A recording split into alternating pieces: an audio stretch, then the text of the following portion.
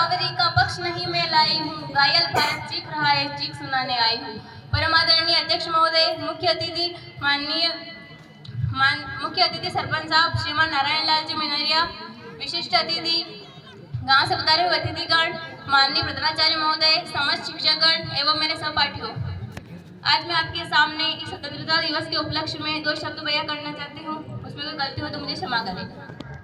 महोदय, दर्द हंसे तब गुजरने लगता है जब मेरी आंखों के सामने ताज, पुलवामा और छत्तीसगढ़ में शहीद हुए जवानों के शत विक्षत अजले शरीर के टुकड़े, रेत के टीलों से ऊपर जाती लाशों के ढेर और कश्मीर की खून से सनी लाल रंग की सड़कों के दृश्य सामने आते हैं। इस पर कुछ लोगों का कहना ये, मानव अधिकारों की अनुपालना करते हुए देश से उग्रवाद और आतंकवाद को समाप्त किया जा सकता है। महोदय, अब तो हमारा तिरंगा झंडा भी हमसे पूछने लगा है कि क्या बात है भारत, आजकल फहराने से ज्यादा मैं कफन में दफनाने के काम आ रहा हूँ। महोदय, हृदय तो उस दिन फट गया जब बूढ़ी माँ अपने बेटे के चितड़ों को देखकर बोली।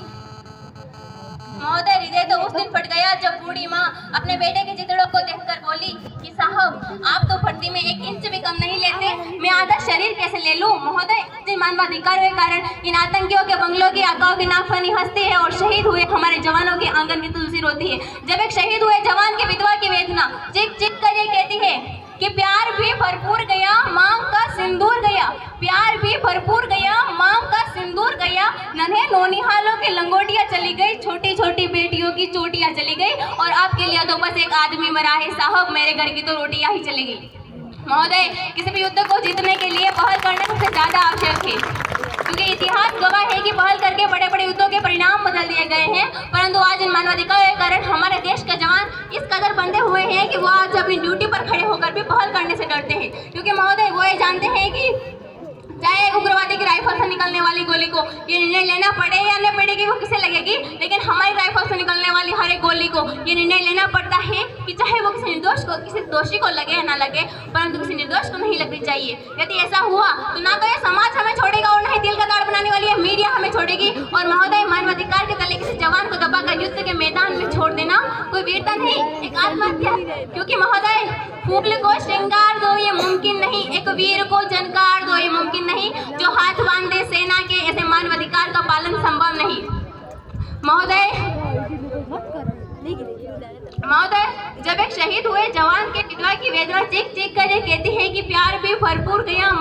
सिंदूर गया, नन्हे नौनिहालों की लंगोटियां चली गई, छोटी छोटी बेटियों की चोटियां चली गई,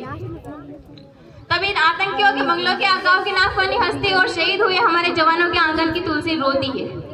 महोदय, जब पुलवामा में 44 जवान शहीद हुए, छत्तीसगढ़ में 76 जवान शहीद हुए, तो कोई भी मानवाधिकार की दुहाई देने वाला हमारे पक्ष में आकर खड़ा नहीं हुआ। परंतु जब JNU विश्वविद्यालय में एक आतंकवादी के द्वारा भारत तेरे टुकड़े होंगे, अफजल हम शर्मिंदा है, ऐसे देशद्रोही नारे लगते हैं तो सारे मानवाधिकारी क्या आकर उसके पक्ष में खड़े हो जाते हैं। तभी तो क्या कहा था उस देशद्रोही ने कि तुम एक अफजल को मारोगे, हर घर से अफजल निकलेगा। तो मैं भारत की बेटी भारती अपनी भारतीय सेना की तरफ से आज ऐलान करती हूँ कि उस घर में घुसकर मारेंगे जिस घर से अफजल निकलेगा, वो कोख नहीं पलने देंगे जिस कोख से अफजल निकलेगा। तो देश के वीर जवानों, तुम सिंगमन कर दहाड़ दो और एक तिरंगा झंडा उस कन्हैया के सीने में गाड़ दो। महोदय, अंत में अपनी वाणी को विराम की ओर ले जाते हुए